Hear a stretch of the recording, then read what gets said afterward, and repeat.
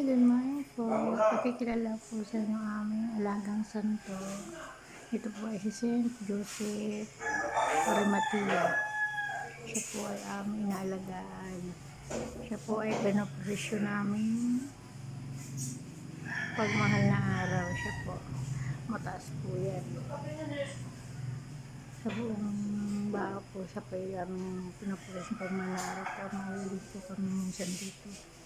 Kasi kailangan namin umuwi kasi siya ay aming alaga. Ayan po siya. Ang santo. Ito po siya. Saint Joseph o Arimatea.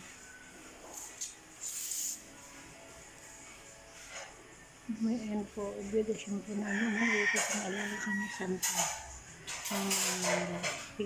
Salamat po sa inyo.